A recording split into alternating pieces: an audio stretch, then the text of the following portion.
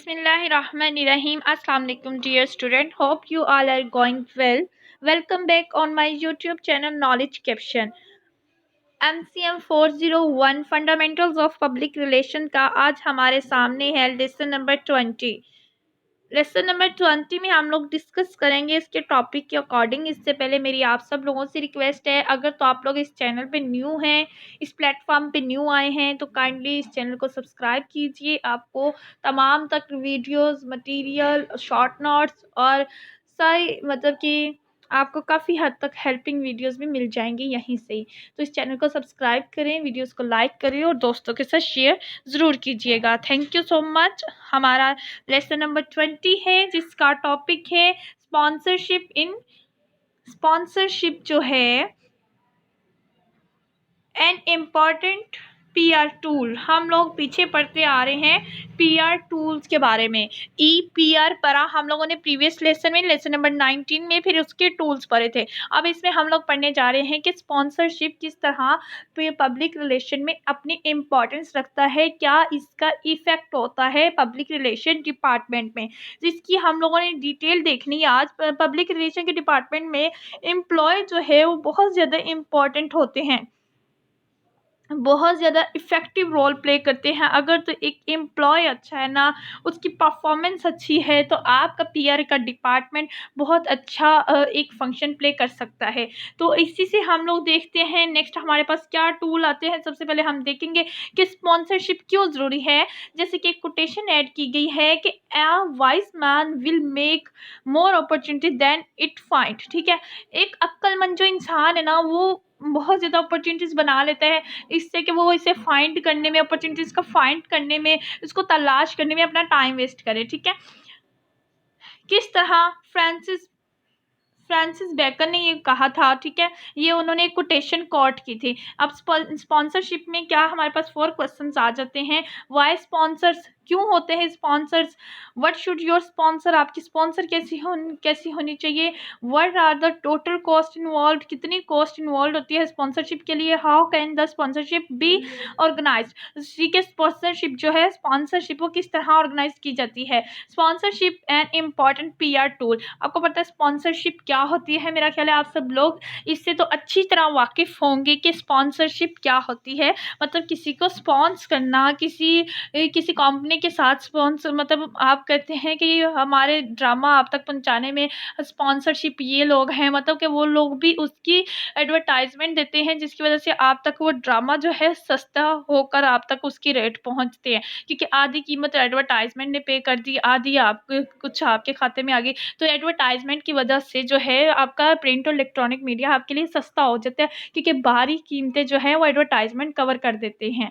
ठीक है, तो ये स्पॉन्सरशिप होते हैं, ये टूल है हमारे पास। एक वाई स्पॉन्सर्स में सबसे पहले हमने 4 क्वेश्चन देखे हैं। 4 क्वेश्चन में हम एक एक क्वेश्चन को 1 बाय 1 देखते हैं कि एक एक क्वेश्चन के अंदर हमारे पास कौन कौन से पॉइंट आ रहे हैं। सबसे पहला क्वेश्चन जो हमारे पास आ रहा है कि वाई स्पॉन्सर, इसमें क्या होता है। Want to enter a new segment of market, एक मार्केट चल रही है, अब उसके अंदर एक नया सेगमेंट आप इंट्रोड्यूस कराना चाह रहे हो। ठीक है, increase familiarity with your name, आप जो फेम आपका चल रहा है उसके अंदर आप मजीद रुलाना चाह रहे हो, उसे मजीद इंक्रीज करना चाह रहे हो। Want to improve customer relation, आप कस्टमर रिलेशन को इम्प्रूव करना चाह रहे हो। इनहेंस योर कॉर्पोरेट इमेज, आपका कॉर्पोरेट इमेज, आप लोगों ने पीछे कॉर्पोरेट इमेज पढ़ा प्रीवियस लेसन, अगर आपने नहीं सुना तो आप लाजमी सुने कि कॉर्पोरेट इमेज का क्या मतलब होता है। ये जो है आपकी साइकी पे, आपकी मेंटल लेवल से ताल्लुक होता है, इसकी फिजिकल अपीयरेंस नहीं होती। ठीक है, उसको इनहेंस करना होता है। Show how your product perform, कि आपकी प्रोडक्ट जो है परफॉर्म कैसे कर रही है। वांट मैक्सिमम मीडिया कवरेज, अब बहुत ज़्यादा मीडिया कवरेज चाह रही है। स्पॉट योर डिस्ट्रीब्यूटर्स, जो आपके डिस्ट्रीब्यूटर है उन्हें स्पॉट करना चाह रहे हैं। What your company non in expert markets में, क्या है आपकी कंपनी किस तरह नॉन है। वांट टू इंक्रीज गुडविल, ठीक है, to be able to effect hospitality to business guest. ठीक है, आप उनको अपनी हॉस्पिटलिटी को बिजनेस गेस्ट बनाना चाह रहे हैं। नेक्स्ट क्वेश्चन हमारे पास आ जाता है व्हाट टू स्पॉन्स, क्या है आपके पास स्पॉन्स करने के लिए। हमारे पास स्पोर्ट्स होते हैं, ठीक है, जहां हम स्पॉन्स कर सकते हैं। आर्ट्स एंड कल्चर के प्रोग्राम होते हैं, पब्लिकेशंस होती हैं हमारे पास, प्रोफेशनल अवार्ड्स होते हैं हमारे पास, एजुकेशनल, ठीक है, एजुकेशनल चीज़ें होती हैं, हमारे पास चार्टेबल कॉजेज होते हैं। ये कुछ चीज़ें होती हैं जहाँ पे हम लोग स्पॉन्स कर सकते हैं। How does peer support employ communication, ठीक है, इसको किस तरह वो जो है पीआर डिपार्टमेंट किस तरह इसको कम्युनिकेट कर रहा है।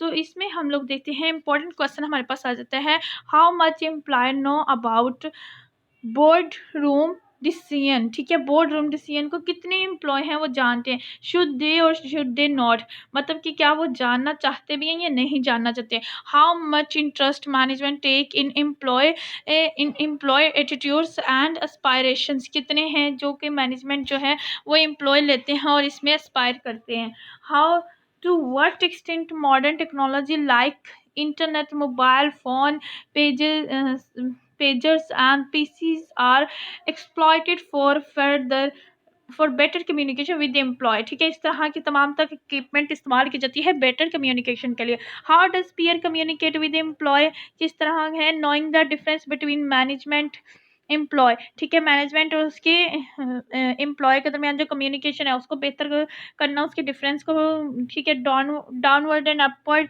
ये आप लोगों ने अगर प्रीवियस लेसन पढ़े तो आप लोग सुने तो उसमें आपको पता चल जाएगा डाउनवर्ड और अपवर्ड का क्या मतलब होता है। मतलब अपवर्ड मैनेजर से जो ताल्लुकात होते होते एम्प्लॉय तक आते हैं वो होता है अपवर्ड से डाउनवर्ड, और कभी कभार एम्प्लॉय की शिकायत या एम्प्लॉय के मुतालबात होते हैं वो Aahista Aahista step by step ऊपर मैनेजर और मैनेजर से ओनर तक जाते हैं, वो होता है अपवर्ड, डाउन टू अपवर्ड और अपवर्ड टू डाउनवर्ड, ठीक है। ये कम्युनिकेशंस की होती हैं जो कि इनके दरमियान करवानी होती है। Do you have anyone directly responsible for managing your such communication as it is a challenge, ठीक है, क्या इस तरह के कम्युनिकेशन कभी कभार चैलेंज बन जाते हैं, बिल्कुल। अब हमारे पास नेक्स्ट क्वेश्चन आ जाता है कि व्हाट आर एम्प्लॉय एस्पायरेशन, क्या एम्प्लॉय एस्पायरेशन क्या होता है। आर दे सिक्योर, क्या वो सिक्योर हैं, ठीक है, आर देयर सैलरीज हायर, क्या उनकी सैलरीज अच्छी हैं, सैलरी पैकेज उनका कैसा है। Do they have longer holidays, क्या उनको छुट्टियां करने की भी इजाज़त होती है। Do they have shorter working hours, क्या उनके काम करने का दुरानिया छोटा है, कम है। Do they have greater safety, क्या उनके पास सेफ्टी मौजूद है, कि मतलब जैसे आप किसी कंपनी में काम करने के लिए जाते हैं तो वो आपको बताते हैं कि आपको एंटरटेनमेंट के लिए ये कुछ दिया जाएगा, आपकी फैसिलिटीज़ के लिए आपको हेल्थ इंश्योरेंस दी जाएगी, आपको ये मतलब ये तरह की मेडिकेशन दी जाएगी, इस तरह की आपके बच्चों की स्कूल फ़ी हम पे करेंगे हाफ़, इस तरह की जो होती है फैसिलिटेट किया जाता है एम्प्लॉयज़ को, ठीक है।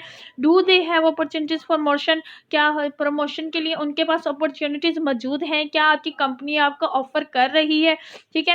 उसके बाद आ जाते हैं, are they given equally ownership, क्या वो दूसरों के साथ जो उनको इज़्ज़त मिलती है वही इज़्ज़त उनको दी जा रही है। Do they have more participate in decision making, मतलब कंपनी अगर कोई डिसीजन लेने जा रही है क्या उनको भी उसमें पार्टिसिपेंट बनाया जा रहा है। अदर मेथड में हमारे पास आ जाता है ई न्यूज़पेपर, ये तो होगी ना आपके जो स्पॉन्स करने जा रहे हैं उनके सेटिस्फेक्शन के हमारे एम्प्लॉय के साथ क्या क्या फैसिलिटेट किया जा रहा है। ई न्यूज़पेपर को किस तरह इस्तेमाल करना है, using website to keeping information available, ठीक हो गया। ई न्यूज़पेपर मतलब कि उसकी वेबसाइट आपको दे दी जाती है, उसके ऊपर तमाम तरह इन्फॉर्मेशन अवेलेबल होगी। उसके बाद वीडियो मैगज़ीन्स आ जाते हैं हमारे पास, जिसके ऊपर acquiring and playing of information on video और थ्रू इंटरेक्टिव सीरीज़, ठीक है, इंटरेक्टिव सीरीज़ के ऊपर ये जो एक्वायरिंग होते हैं उनके बारे में जो इन्फॉर्मेशन होती है, ठीक है। फिर नोटिस बोर्ड्स आ जाते हैं जो कि controlled notice board are very effective way to communication with employees, ठीक है। ये कंट्रोल सर्विस बोर्ड होते हैं जो कि कम्युनिकेशन प्रोवाइड करते हैं। देन हमारे पास आ जाता है कि पीआर एंड कम्युनिकेशन ऑडिट। अच्छा, इसमें क्या आ जाएगा हमारे पास, इसमें है कि employer very critical of companies advertising, ठीक है, कि कंपनी की एडवर्टाइजिंग क्या क्रिटिकल है जो एम्प्लॉय के लिए। उसके बाद आ जाते हैं employees require more access to policy information, क्या एम्प्लॉय के पास इतनी है कि वो उसकी तक एक्सेस हासिल कर सके।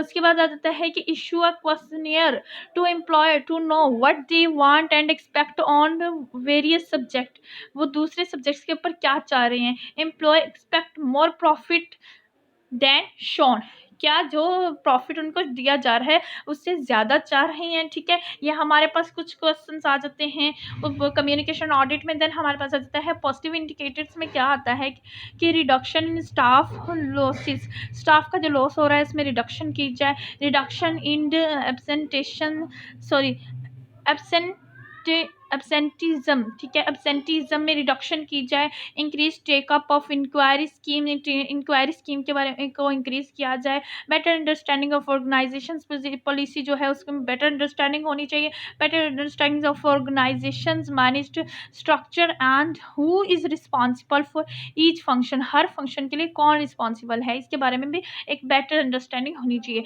There is evidence of greater job satisfaction, यहाँ पर जॉब सेटिस्फेक्शन के भी होने चाहिए ग्रेटर, ठीक है। सॉरी, नेक्स्ट हम लोग देखते हैं एविडेंस होने चाहिए, मतलब सबूत होने चाहिए। अब हमारे पास आ जाता है peer communication audit. Peer communication audit आपने देखा कि किस तरह एम्प्लॉयज़ को सेटिस्फाई करना है, किस तरह के चीज़ें उन्हें प्रोवाइड करनी है। अब हम लोगों ने एक चार्ट बनाया होता है, एक रिसर्च का एक तरीकाकार होता है जिसमें कुछ क्वेश्चंस डाल के कुछ ऑप्शंस दी जाती है कि आप इस क्वेश्चंस के बारे में अपनी क्या राय रखते हैं। समझ लें वर्किंग कंडीशंस है। अब अगले बंदे के आगे आप रखेंगे कि very good, good, fair, poor, bad, क्या है वर्किंग कंडीशंस क्या है। अब इसमें कितने लोग हैं जो वेरी गुड को कहते हैं, कुछ गुड को कहते हैं, कुछ बैड को कहते हैं, कुछ फेयर को कहते हैं, ठीक है। अब नेक्स्ट हमारे पास आ जाता है वो सैलरी वेजेस है, वो किस तरह है उसमें परसेंटेज देखे लेंगे। फिर ये सबसे एक चार्ट फिल करवा लिया जाता है कि उसके ऊपर प्रॉफिट शेयरिंग क्या है, उसके बारे में क्या राय रखते हैं, प्रमोशन प्रोस्पेक्ट क्या है, स्टाफ ट्रेनिंग प्रोग्राम कैसे हैं, स्पेशल फैसिलिटीज़ कैसी हैं, कम्युनिकेशन विद मैनेजमेंट के साथ कम्युनिकेशन हो भी रहा है कि नहीं हो रहा, कंपनी बिजनेस प्रॉस्पेक्ट कैसा है, कंपनी एनवायरनमेंट बिहेवियर कैसा है,